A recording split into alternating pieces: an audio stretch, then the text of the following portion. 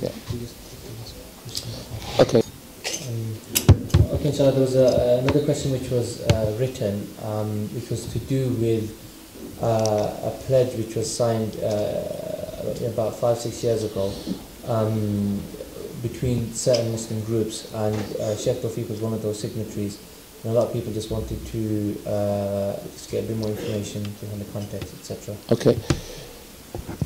About 6 years ago, the situation of the Muslim Ummah was far worse than what it was now in some contexts.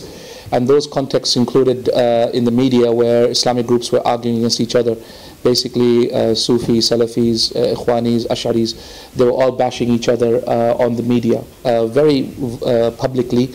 They were having debates, and the media was printing articles left, right, and center against quote-unquote Wahhabis and Wahhabi Islam, etc.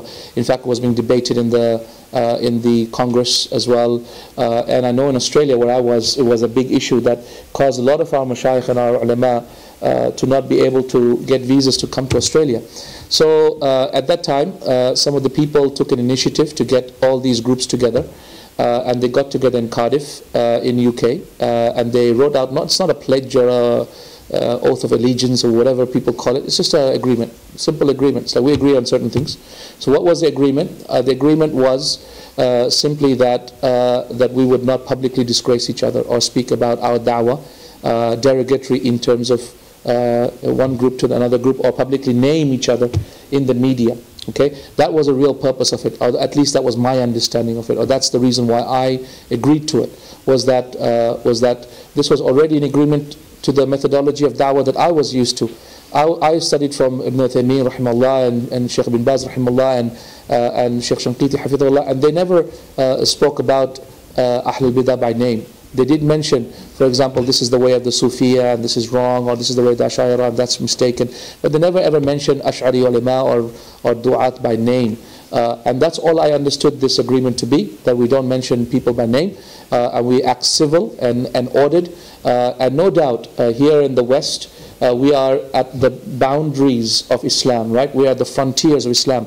And Shaykh al-Islam Ibn Taymiyyah rahimahullah in his fatwa, he saw that some of the ulama of the Sufiya and some of the ulama of the Ash'ari and some of the ulama of Ahle Sunna were fighting each other on aqidah matters at the frontiers of Islam, where the Mongols and Tatars were out there and the Muslims were here. And he told them, no, this is not where you argue. Don't show this unity of the Muslims in front of them. The enemy is the greater danger.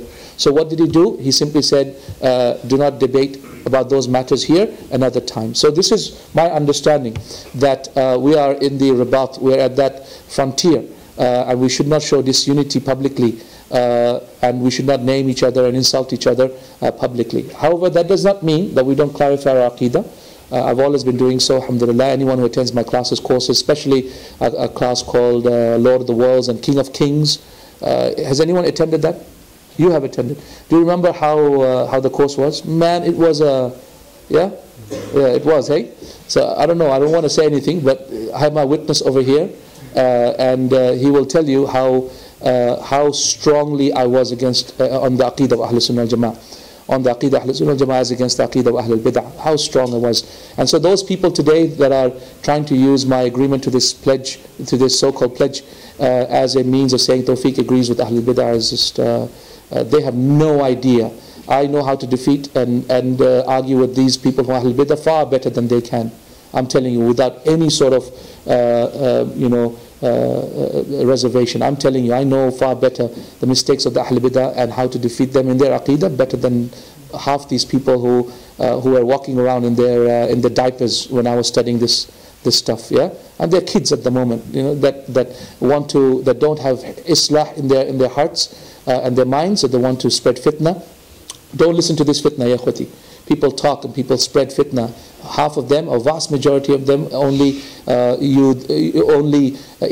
fasad and fitna. Wallahu la yuhibbul mufsidin. Allah Azza wa Jal will never help them in their fasad. Ya akhwati, when I heard about this fitna, people saying that Tawfique says this or that, etc., I kept quiet because I saw that they were extravagant. They're exaggerating.